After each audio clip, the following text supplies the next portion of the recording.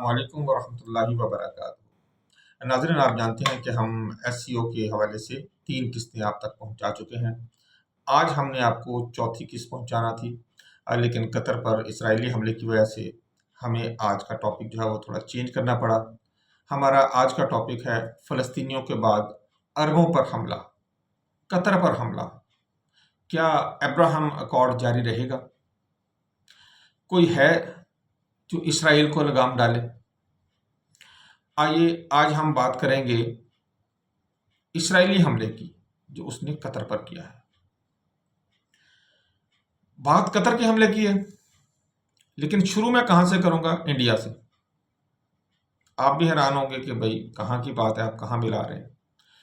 بات ملانے کی اس لیے ہے کہ بہت سارے معاملات اس طرح کے ہیں کہ جس میں انڈیا کی منافقت ہر روز ہر نئے دن کے ساتھ واضح ہوتی جا رہی ہے۔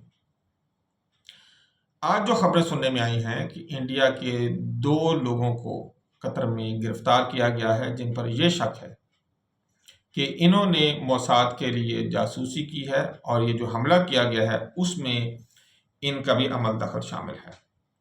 ایک دفعہ پہلے آپ کو یاد ہوگا، انڈیا نے پہلے بھی ایک دفعہ قطر کی جو آبدوز ڈیل تھی فرانس کے ساتھ، وہ اس نے کھول کر اسرائیل کے سامنے رکھ دی تھی، اور اس حوالے سے 8 بھارتیوں کو سزائے موت دی گئی تھی، جن کو مودی آ کے پاؤں پڑ کے تو واپس اپنے ملک لے کے گیا تھا۔ انڈیا جہاں گیا ہے وہاں بربادی ہوئی ہے۔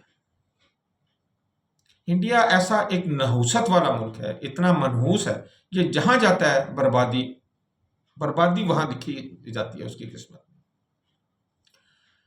اب پرسوں انڈیا نے اسرائیل سے معاہدہ بھی کر لیا، اور سب سے بڑھ کے بات دیکھیں،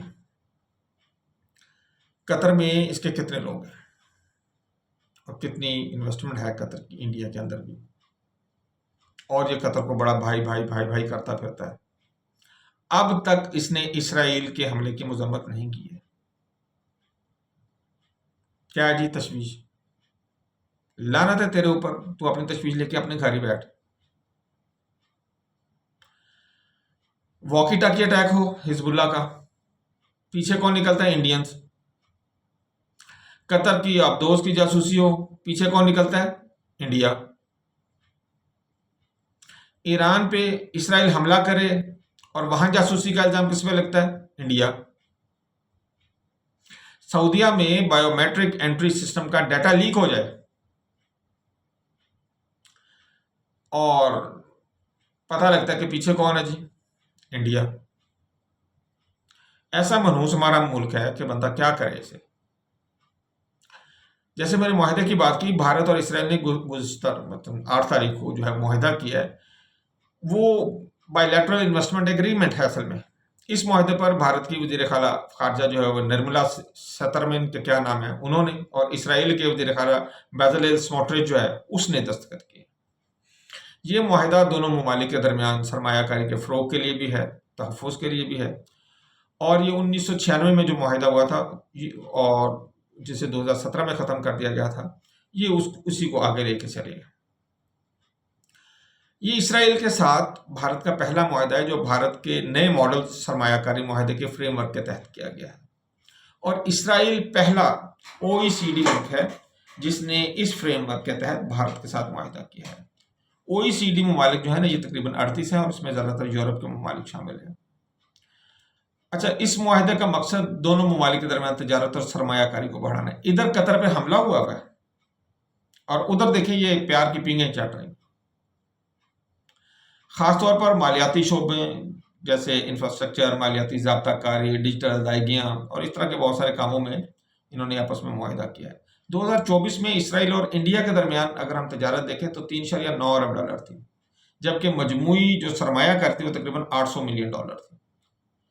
بہرحال یہ ایک فری ٹریڈ ایگریمنٹ کے حوالے سے جو ہے وہ اس کی راہ ہموار کرنے کے حوالے سے ہو رہا ہے، لیکن آپ دیکھیں کہ اتنی توفیق اب تک نہیں ہوئی انڈیا کو کہ وہ قطر پر اسرائیلی حملے کی مذمت کر سکے، اور مجھے ابھی تک اس چیز کی سمجھ نہیں آتی ہے عرب ممالک کس لیے اتنا بھارت کے نیچے لگے ہوئے ہیں۔ نکال باہر کریں اس کے گندے لوگوں کو اپنے ملکوں سے۔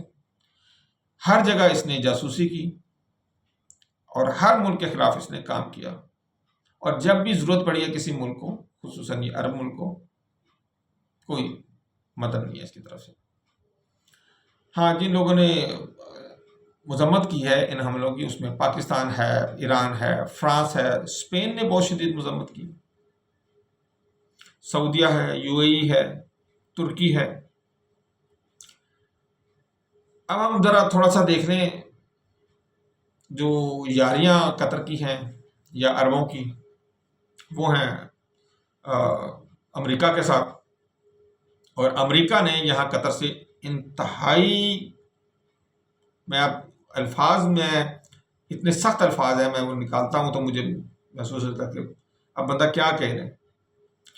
امریکہ نے قطر کے ساتھ غداری کی ہے، یہ سب سے چھوٹا لفظ ہے۔ یہ ممکن ہی نہیں ہے کہ اسرائیل حملہ کرے اور امریکہ کو نہ پتا ہو، اور امریکہ نے جو بتایا بھی اس وقت بتایا جب تک فائر ہو چکا تھا۔ جب فائر ہو چکا ہے تو کیا کر لے بھائی؟ امریکہ اسرائیل کو علاقے کا تھانے دار بنانا چاہتا تھا، لیکن اب وہ بنا چکا ہے اس حملے کے بعد، اور یہ مسلسل وہ اس چیز کے اوپر نظر رکھیں گے کہ جب یہ حملہ کیا گیا ہے اس کے اگینسٹ اب عرب کیا کرتے ہیں۔ امریکہ اور اسرائیل نے علاقے کے ملکوں کی بادشاہتوں کو بدلنے کی کوشش کی طرف پہلا قدم اٹھا لیا ہے، اور انہوں نے یہ ایک وارننگ سائن دیا ہے ان تمام ملکوں کو۔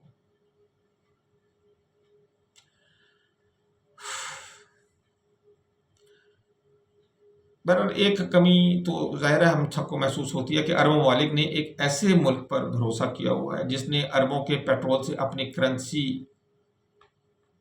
کو پوری دنیا میں منوایا، اور عرب ایک ایسے ملک کو دوست بنا کر بیٹھے ہوئے ہیں جو وعدہ خلاف ہے، جو دوگلا ہے، جو بے ایمان ہے، جو موقع شناس ہے، موقع پرست ہے، اور ہمیشہ دوست کی پشت میں ہی خنجر گھونپتا ہے۔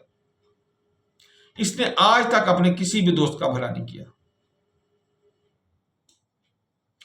اس ملک نے ہمیشہ عربوں کو ایرانیوں سے ڈرایا کہ وہ تم پہ حملہ کر دے گا، وہ تمہاری ٹیریٹریز کو نقصان پہنچائے گا، وہ تمہاری بادشاہتوں کو بدلنے کی کوشش کرے گا۔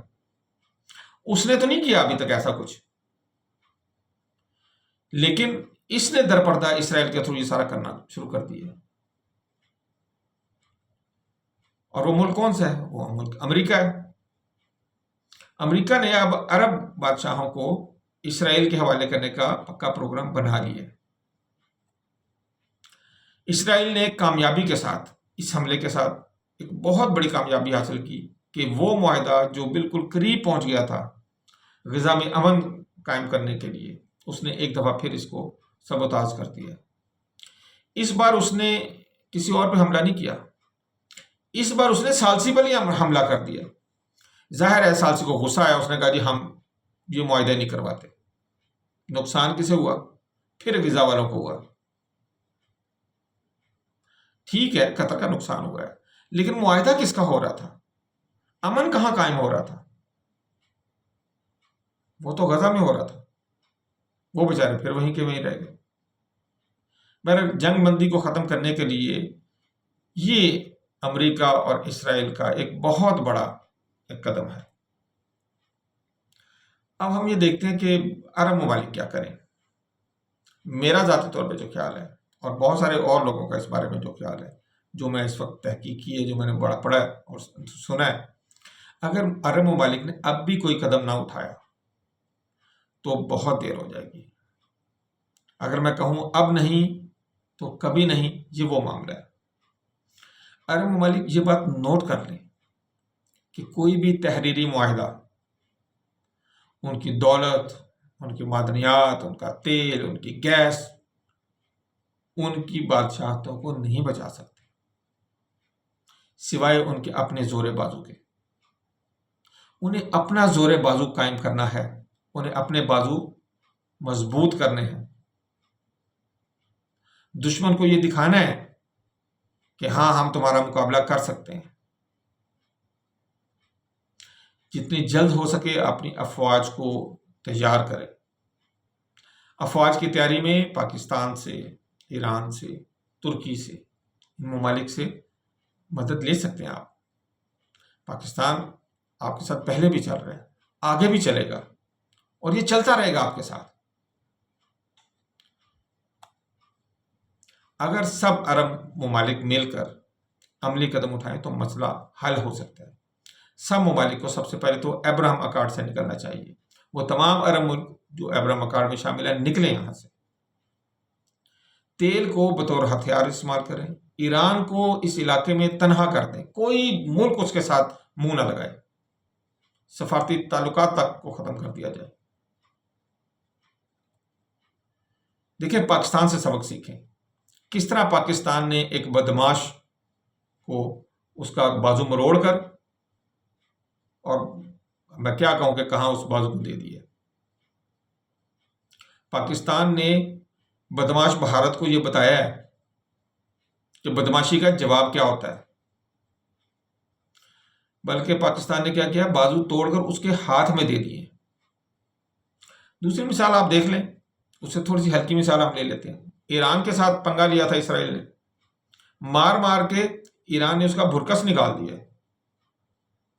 یہ میں نہیں کہتا کہ بھائی ایران کا نقصان، ایران کا بھی شدید نقصان ہوا ہے، لیکن ایران نے یہ اسرائیل کو بتا دیا ہے کہ اگر تم نے ہمارے اوپر ظلم کرنے کی کوشش کی تو کم ہم بھی تمہارے ساتھ نہیں کریں گے۔ اس نے بے تحاشا مار کھائی ہے، لیکن ہار نہیں مانی ہے، بے مثال مزاحمت دکھائی ہے۔ آپ کو اس سے بڑھ کے مزاحمت دکھانی پڑے گی۔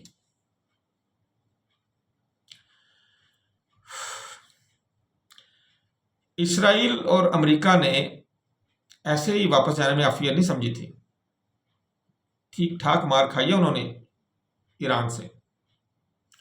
اب تیسری مثال دیکھیں، آپ کے ساتھ ہی حوثی ہیں، کسی زمانے میں آپ سے بھی لڑتے رہے ہیں، بے سر و سامانی کا عالم ہے، ناک میں دم کیا انہوں نے اسرائیل کے۔ غربت ہر چیز سے جھلکتی ہے ان کی، لیکن حمیت، غیرت اور عزت وہ پوری دنیا کو یہ بتاتے ہیں کہ ہم بھوکے رہ لیں گے، سرنگونی ہوں گے۔ اب یہ عربوں کا ڈیسیژن ہے کہ وہ کیا کرتے ہیں۔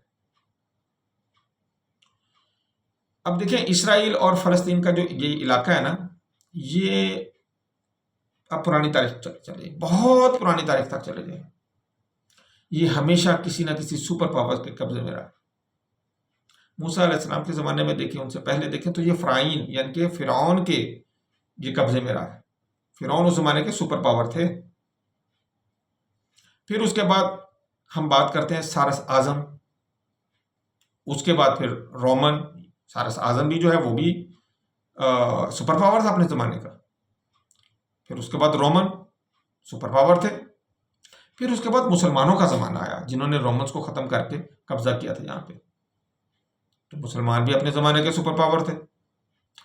مسلمانوں سے کچھ عرصے کے لیے، بہت تھوڑے عرصے کے لیے، یورپی سلیبیوں نے اس علاقے پہ قبضہ کیا تھا، جن سے دوبارہ قبضہ عثمانیوں نے لے لیا تھا۔ تو عثمانی کون تھے؟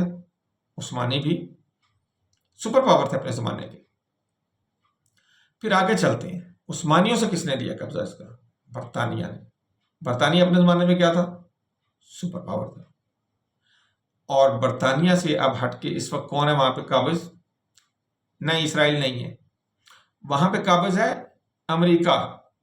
تو امریکہ کیا ہے؟ Super power.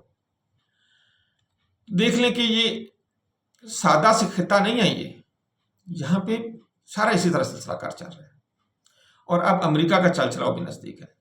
اور یاد رکھیے گا، جب تک کوئی نیا سپر پاور نہیں آتا، غزہ اور فلسطین کے لوگوں پر عرصہ حیات تنگ ہی رہے گا۔ ایک نیا ورلڈ آرڈر تو اب صرف جو مجھے نظر آتا ہے وہ چین اور روس کے ہاتھوں ہی نظر آتا ہے۔ وہ برکس کی وجہ سے آئے، وہ SCO کی وجہ سے آئے، دیکھیں کس وجہ سے آتا ہے۔ دیکھتے ہیں کہ یہ کب ابھرتے ہیں اور دنیا کی باغ ڈور کو اپنے ہاتھ میں لیتے ہیں۔ لینا تو ہے انہوں نے۔ اب دنیا جو ہے وہ نیو ورلڈ آرڈر سے آگے جا کے ایک سپر نیو ورلڈ آرڈر کی طرف رواں دواں ہے۔ پہلے یورپی یونین کہتے تھے کہ ہر جنگ کے پیچھے شرارت یہودیوں کی ہے، कुरान पाक ने भी इनको फितनागर और शरीर करार दिया है। अब देखना ये होगा कि इस शरीर कौम को सबक कौन सिखाता है।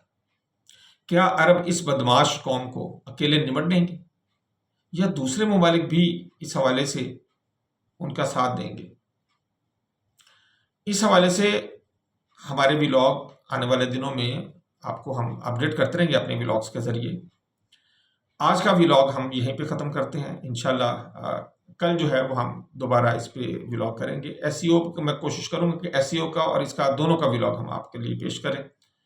तो कल 6:30 बजे इंशाल्लाह फिर मिलते हैं। तब तक के लिए इजाज़त दीजिएगा। अल्लाह हाफिज़ से पहले मैं आपसे सिर्फ एक रिक्वेस्ट करूँगा, हमारे व्लॉग अपने सब्सक्राइबर अभी तक सिर्फ 248 है। अगर आप हमारे साथ मिलते हैं तो ये हमारे लिए बहुत ज़्यादा मदद का एक बाइस बनेगा, हमारी हौसला अफजाई हो।